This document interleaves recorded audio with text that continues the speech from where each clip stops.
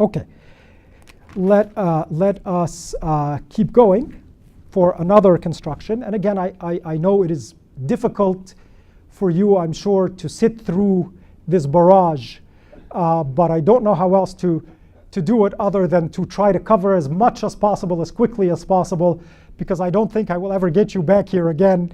So I'll try to cover as much as we can cover. So this is now something in Arabic called sighatul mubalagha.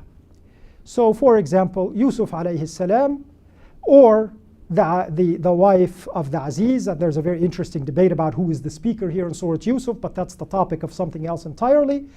وَمَا أُبَرِّئُ نَفْسِي إِنَّ النَّفْسَ لَأَمَّارَةٌ بِالسُّوءِ إِلَّا مَا رَحِمَ رَبِّي إِنَّ رَبِّي غَفُورٌ رَحِيمٌ.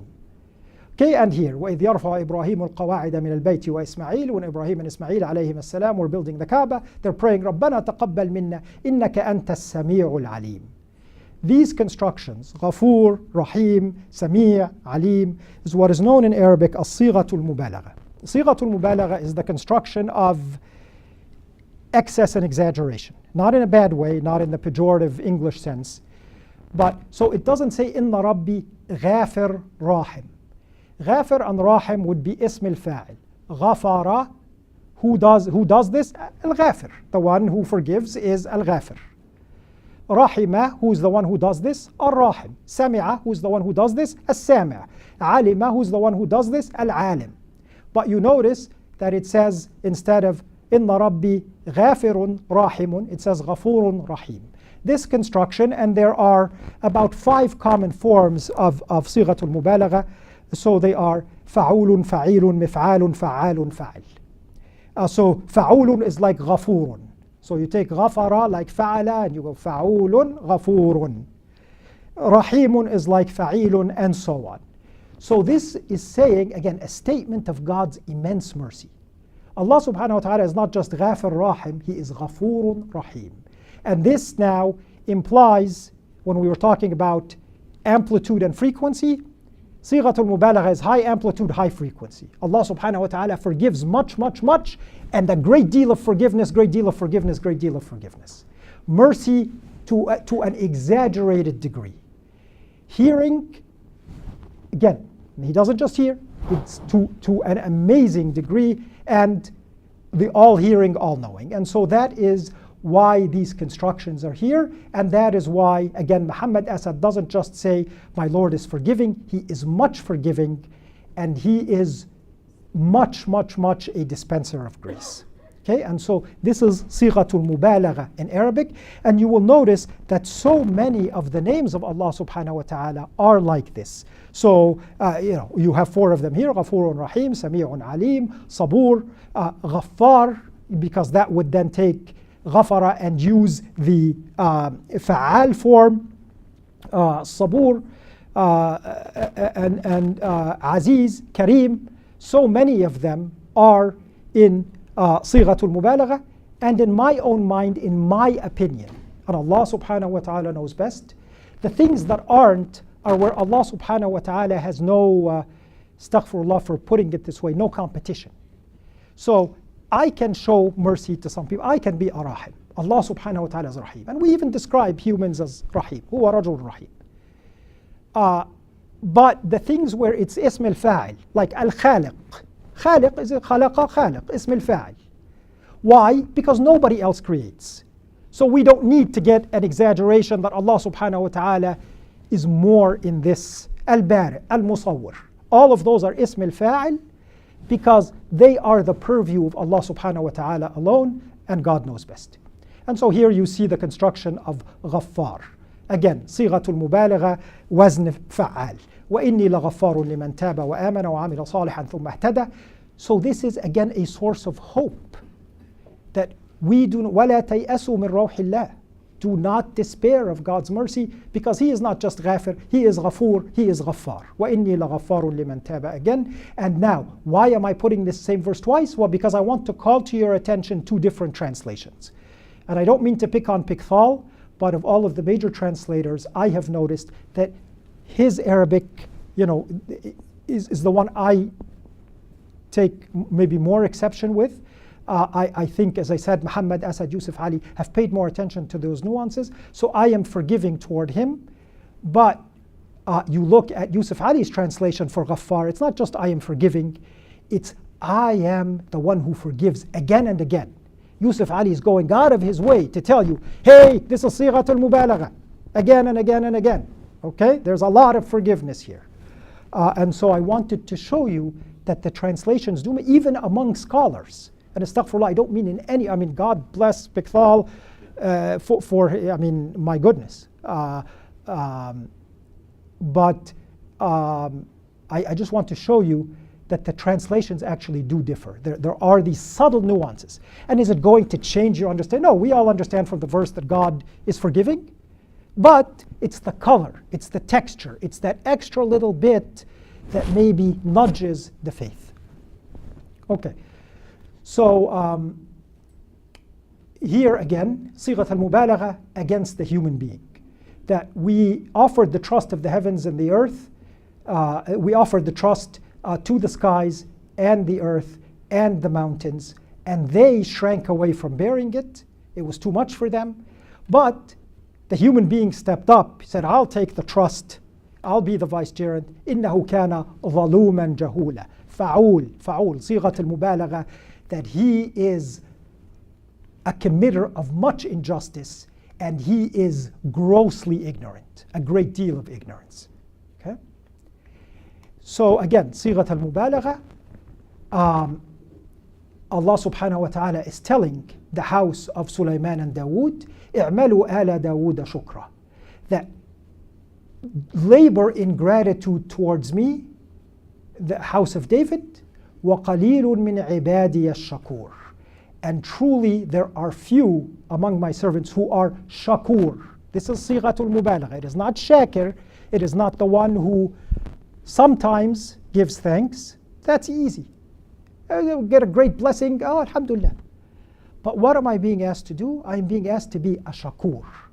And that's where the special distinction is, because قَلِيلٌ مِّنْ عِبَادِيَ الشَّكُورِ. There's a difference between being a shakir and being a shakur. And so what I want for myself, what I'm hoping for, what I of course have not achieved talking on a personal level, is to be a shakur. But Allah subhanahu wa ta'ala then says that, again, I will just read the last verse snippet, وَسَنَجْزِي الشَّاكِرِينَ. But we will reward الشَّاكِرِينَ. This is the plural of shakir, ism al-fa'il. So what I'm asked to be is a shakur. But who gets rewarded? Ash-shakir. Because this is the plural. It's not ash-shakurin, وَسَنَجْزِي الشَّاكِرِينَ. I don't have to be in that elite class who is a shakur. If I am a shakir, that's sufficient. And that is a statement, again, of God's mercy. Tremendous mercy. Because of the disparity between what I should be and what Allah subhanahu wa ta'ala will insha'Allah accept from me and from you, which is much less than that. And again, reading the Qur'an with this eye to grammar, I step back and I say, Subhanallah, truly Ghafoor, truly Rahim, this is it.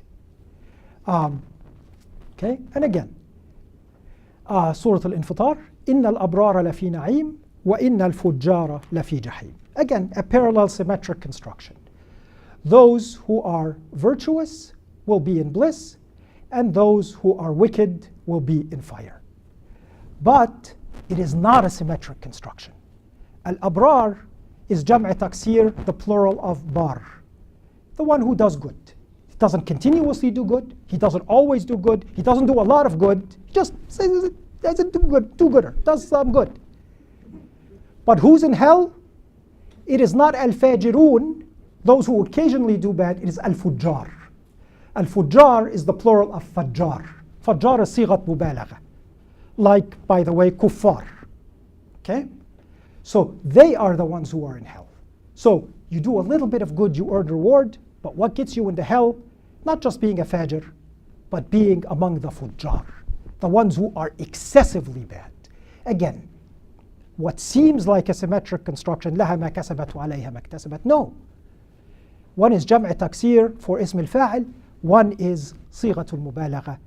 These are the people who get rewarded. These really, really, really bad people are the people who get punished, and Allah subhanahu wa ta'ala knows best. Then there are unusual we covered the five main ones. There are unusual constructions like al-qayyum. That construction is very unusual, but it is a sighat mubalagha. Al-Quddus is unusual. So for example, يسبح لله استغفر الله يسبح لله ما في السماوات وما في الأرض الملك القدوس العزيز الحكيم. So Al-Malik by himself here, no competition. Al-Quddus صيغة مبالغة, Al-Aziz Al-Hakim صيغة مبالغة. And so this Quddus فعول is a very, very unusual weighting or rhythm or wazn for صيغة المبالغة, and there are others. So for example, when the Qur'an says وَيْلٌ لِكُلِّ هُمَزَةٍ لُمَزَةٍ or هَمَّازٍ مَشَّاءٍ بِنَمِيمٍ, those are all صيغة مبالغة. همزة, فعل is a صيغة مبالغة. لمزة is a صيغة مبالغة. And when the Qur'an is warning them, they're warning the people who are excessively bad, the people who are excessive in their hems and their lems, in doing ill and spreading ill and so on, doing harm. So again, statement of God's mercy, that when you are being warned, this is the group of being an excessively bad person. That's the problem. And just parenthetically, one thing leading to another here. You notice we say, يُسَبِّحُ لِلَّهِ مَا فِي السَّمَاوَاتِ وَمَا فِي الْأَرْضِ. That everything that is in the heavens and the earth. But here, وَنُفِخَ فِي الصُّورِ فَصَعِقَ مَنْ فِي السَّمَاوَاتِ وَمَنْ فِي الْأَرْضِ. Why here ma and why here men? Because ma means the conscious and the unconscious, the sentient and the non-sentient. Al-aqil wa ghayr al-aqil. Men means al-aqil. So when the trumpet is blown, all creatures will fall down senseless. You have to have some sense to fall senseless. But everything, the sentient and the non-sentient, extols God's glory, and we can then relate that to تُسَبِّحُ لَهُ السَّمَوَاتُ السَّبْعُ وَالْأَرْضُ وَمَنْ فِيهِنْ. That everything, the heavens, the seven heavens, the earth, all of the creatures, all of the plants, all of the mountains, all of the rocks, they extol God's glory, but لا تفقهون تسبيحهم. But we often just don't understand their mode of tasbih, and so that's the subtle difference between men and ma in Arabic grammar. Okay, let's move on to a different topic. So, إِنَّ فَتَحْنَا لَكَ فَتْحًا مُبِينًا لِيَغْفِرَ لَكَ اللَّهُ مَا تَقَدَّمَ مِنْ ذَنْبِكَ وَمَا تَأَخَّرَ. We have given you a manifest victory. لِيَغْفِرَ لَكَ اللَّهُ. This, you notice this فعل مضارع is now mansub. It is not يغفر لك الله. It's ليغفر لك الله. It's mansub because of this lam at the beginning, known as lam التعليل. And this lam التعليل shows purpose. We have given you a manifest victory so that God might show you, for the purpose that God, would forgive you your sins and your faults, past as well as future. وَيُتِمَّ نِعْمَتَهُ عَلَيْكَ, and complete his blessing upon you. Everything here is mansub because of lam التعليل. I think most of you who have studied Arabic are familiar with lam التعليل, and lam التعليل تنصب الفعل المضارع, and it shows the intent and purpose of something that has happened before it. جاء الولد ليلعب. The boy came to play. Okay, ليلعب, not يلعب, because that's why he came. He came to play. Okay. Now, فالتقطه آل فرعون. This is talking about Musa alayhi salam. ليكون لهم عدوا وحزنا. You notice here it's ليكون. It's not يكونوا as it normally would be because of this lam with the kasra. This lam here, however, is not lam التعليل. They didn't pull Musa out of the river so that he would turn to be an enemy for them. They pulled him out because they saw him in the river, and the wife of Pharaoh said, maybe we can take him as a son, maybe please keep him. That was their intent and their purpose. This lam here in Arabic is known as lam al-aqibah. Lam al-aqibah means the lam of future consequence.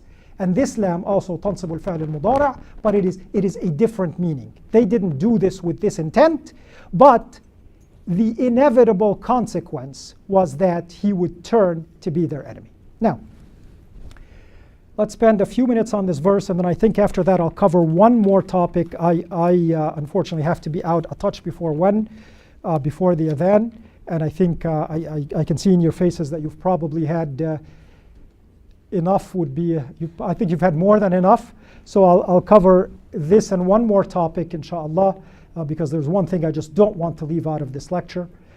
So let's look at this verse. وَمَا كَانَ اللَّهُ لِيُعَذِّبَهُمْ وَأَنْتَ فِيهِمْ وَمَا كَانَ اللَّهُ مُعَذِّبَهُمْ وَهُمْ يَسْتَغْفِرُونَ. So from Al-Anfal, Allah subhanahu wa ta'ala will not punish them while you are with them, and Allah will not punish them while they are asking for forgiveness. And you notice that the English here makes it very, very symmetric. God will not choose to chastise them.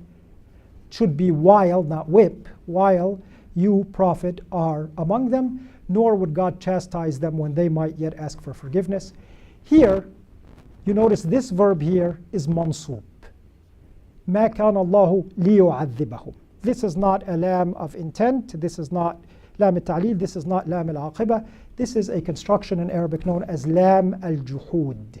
And lam al-juhud also تنصب الفعل المضارع.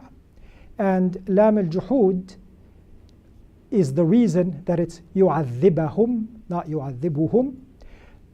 And it comes in the setting of a negation.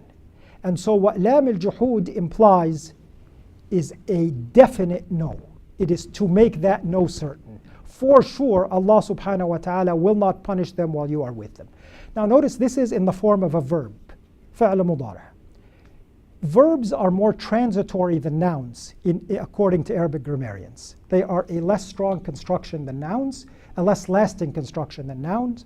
So for example, if I take the verb form and juxtapose it to ism al-fa'il, the person who is doing the noun, just to give you an example, if I say fashala, he failed. If I say fashil, he's a failure. So you can see that one of them carries a quality of more intrinsic nature and more lasting effect. So, مَا كَانَ اللَّهُ لِيُعَذِّبَهُمْ وَأَنْتَ فِيهِمْ.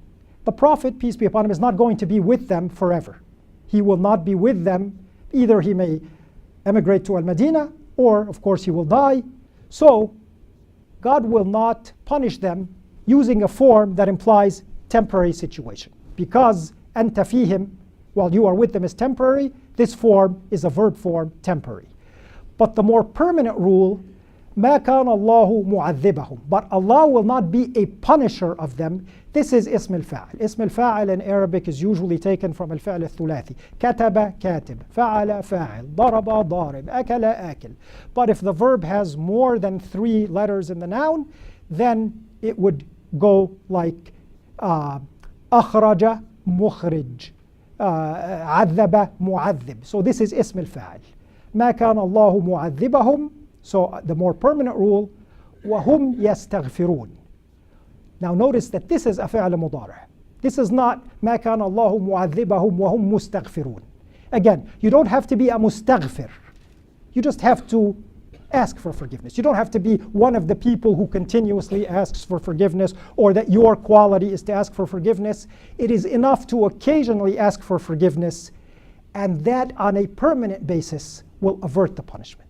Again, a statement of tremendous mercy by Allah subhanahu wa ta'ala in the nuances of the construction, and God knows best. Okay, in my opinion, and God knows best. Okay, and now the construction I want to end with here. وَإِذْ قَالَ رَبُّكَ لِلْمَلَائِكَةِ إِنِّي جَاعِلٌ فِي الْأَرْضِ خَلِيفَةً. That's the only snippet I want to focus on. When your Lord said to the angels, إِنِّي جَاعِلٌ فِي الْأَرْضِ خَلِيفَةً.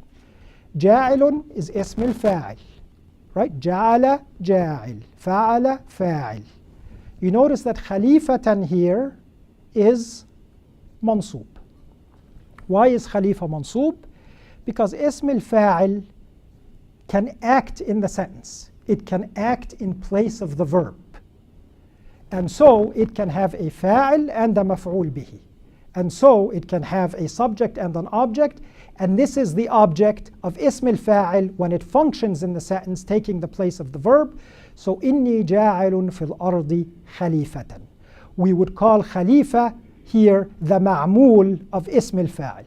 Not the ma'mul that has that nice, ajwa and dates in it, but even more tasty than that. Okay, this construction is a very, very tasty, delicious construction in Arabic. And this is amal ism al-fa'il. Okay? وإذ قال ربك الملائكة إني خالق again اسم الفاعل خلق خالق بشرا من طين again مفعول به for اسم الفاعل فلعلك باخع نفسك perhaps you are going to torture yourself to death and it is نفسك here منصوب this is منصوب because it is the فعل for it is the مفعول به I'm sorry for اسم الفاعل. So now you've seen this construction in action. Okay, now let's go here. So talking about Allah subhanahu wa ta'ala, ذَلِكَ عَالِمُ الْغَيْبِ وَالشَّهَادَةِ. He is the one who knows what is hidden and what is expressed, and what may be hidden by people or hidden from people. What is hidden and what is expressed on all realms. You notice here, عالم is اسم الفاعل. But al-ghaybi here is majroor, not mansoob. Even though the action is taking place upon it, عالم الغيب والشهادة. Here, غافر الذنب, غافر اسم الفاعل. But it's غافر الذنب وقابل التوب, not غافر الذنب وقابل التوبة. Okay?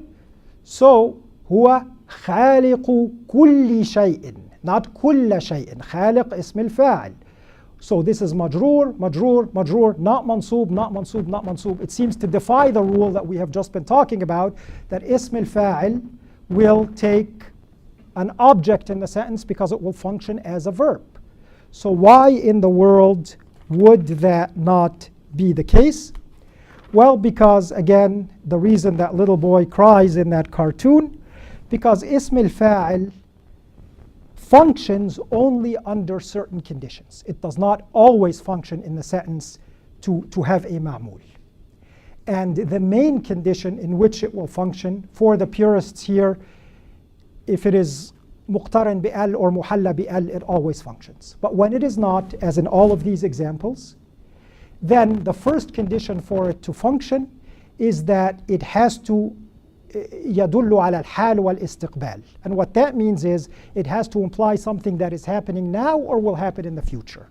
It cannot reflect on something that happened in the past or happens continuously from past, present, and future. If that is the situation, then ism al-fa'al does not function in the sentence and does not take a maf'ul bihi, and it takes instead a mudaf ilayh. So here the grammar is telling us the meaning. When Allah subhanahu wa ta'ala says, إِنِّي جَاعِلٌ فِي الْأَرْضِ خَلِيفَةً, now I am creating a vicegerent. This is something happening now or going to happen in the future. إِنِّي خَالِقُ بَشَرًا, I am creating a human being. Human beings haven't always existed on the planet. We know that. But when the construction here comes and says, عَالِمِ الْغَيْبِ وَالشَّهَادَةِ, then the kasra here tells me that this alim is not functioning in the sentence. This ism al-fa'il لا يعمل في هذه الجملة. Why doesn't it? Because that condition of al-hal wal-istiqbal is not present. Because Allah subhanahu wa ta'ala is not just now going to become a knower of what is hidden and what is expressed. He has always known that. Allah subhanahu wa ta'ala has always been alim al-ghaybi wa shahad. He is not now going to start, astaghfirullah, being ghafiri al-dhanbi wa qabili al-tawb. He has always been and always will be ghafiri al-dhanb, the forgiver of sins and the acceptor of repentance. And the same thing, of course, huwa khaliqu kulli shay'in. He has always been the creator of everything. And so the grammar here leads us to the meaning. And it is a statement of God's glory, and you see it in other places in the Qur'an. For example, when Allah subhanahu wa ta'ala says about himself, mutimmu nurihi, he will be the one who will complete his light. This isn't something that's just going to happen now because, say, Islam has, the Qur'an is. No, Allah subhanahu wa ta'ala always, for all of the variety of creations and this universe and perhaps other, he has always been the one who will complete his light. And so we see here that ism al-fa'il is not functioning in the sentence. And I want to go until about quarter till and leave 10 minutes for questions. So we notice here in the variety of prayers, Zakaria is praying to Allah subhanahu wa ta'ala, إِنَّكَ سَمِيعُ الدُّعَاء.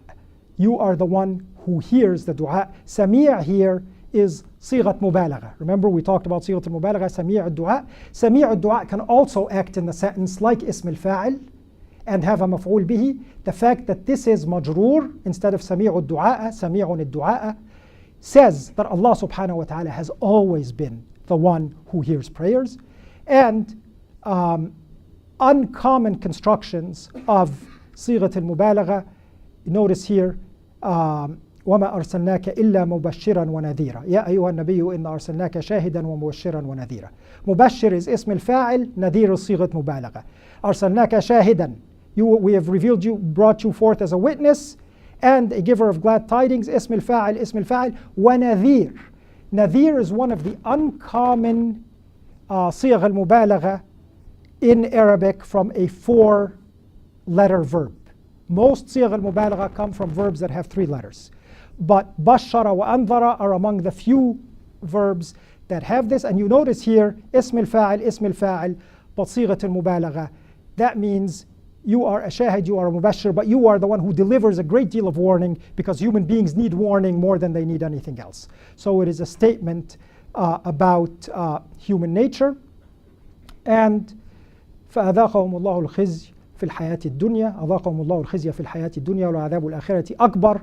Akbar here now is اسم التفضيل, and let's end with اسم التفضيل. اسم التفضيل means even more than. And so usually when I use the construction of اسم التفضيل, one thing is being compared to another on a parameter. So in Surah Al-Kahf, when one man is arguing with the other about how much more wealth he has, he says, أنا أكثر منك مالا وأعز نفرا. I am more than you in money. So we're comparing two things. أنا وأنت, أنا ومنك. I am more than you مالا, in money. So when we say Allahu Akbar, there's no comparison. It's Allah subhanahu wa ta'ala, Akbar. He is bigger than everything on all parameters.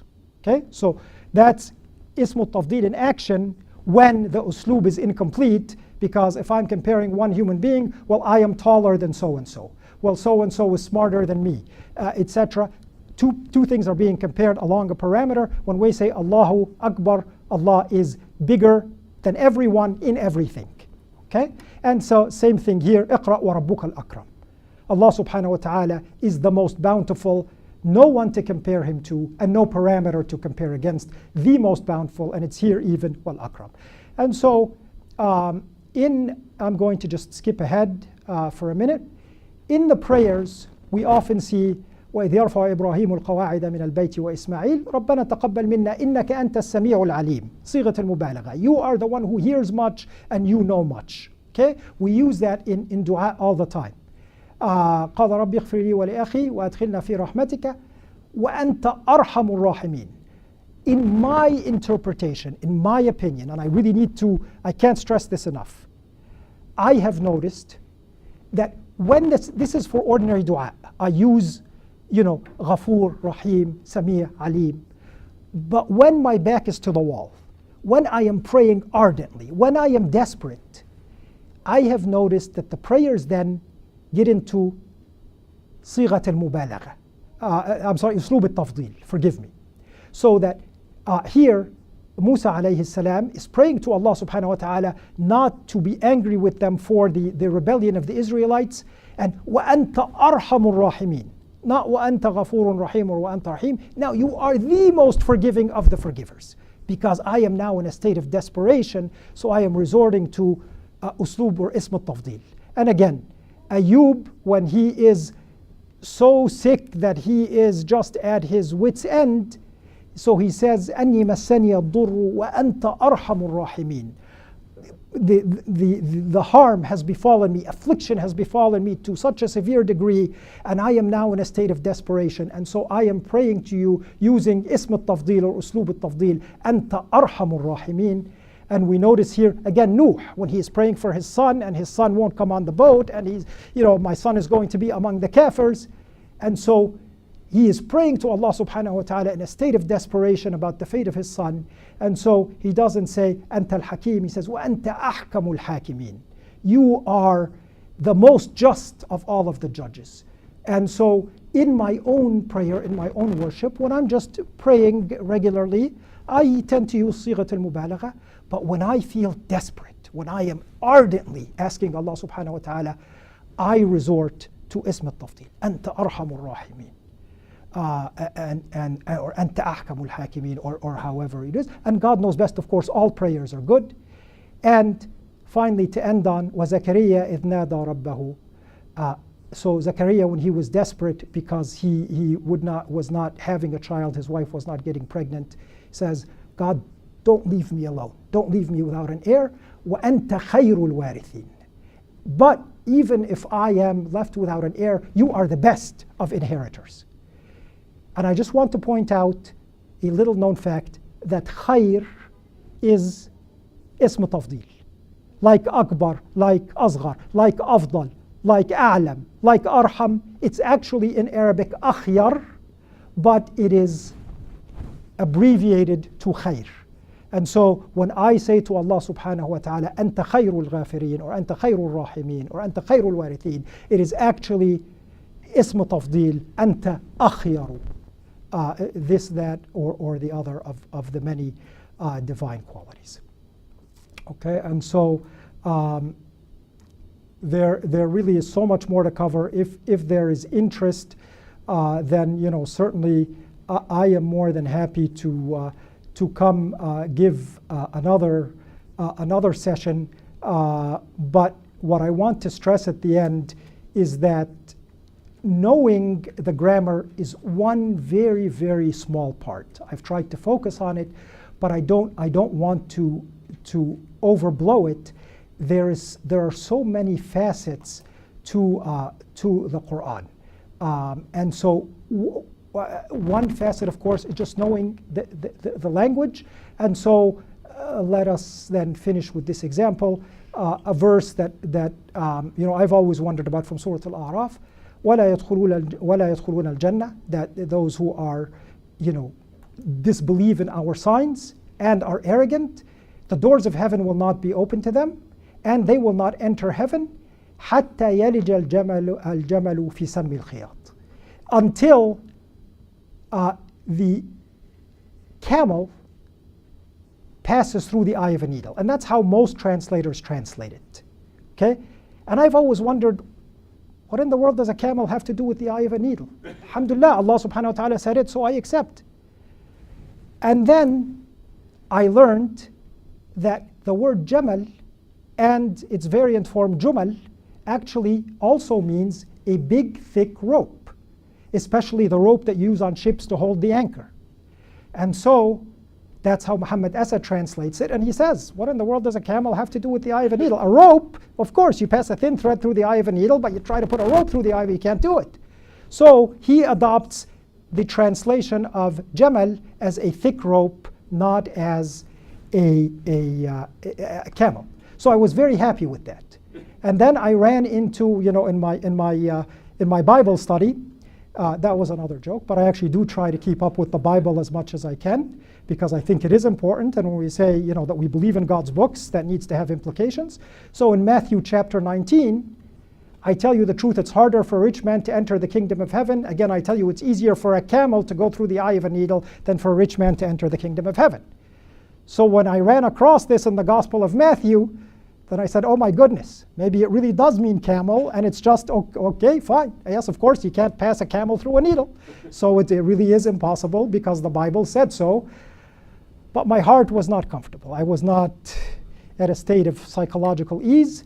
And then, alhamdulillah, I finally found Cyril of Alexandria, a very early and acclaimed, by the way, scholar, said that camel is a Greek misspelling, that camelos was written in place of camelos. Camel, which means camel, camelos, which means camel, was written in place of camelos, which actually in Greek means rope or cable.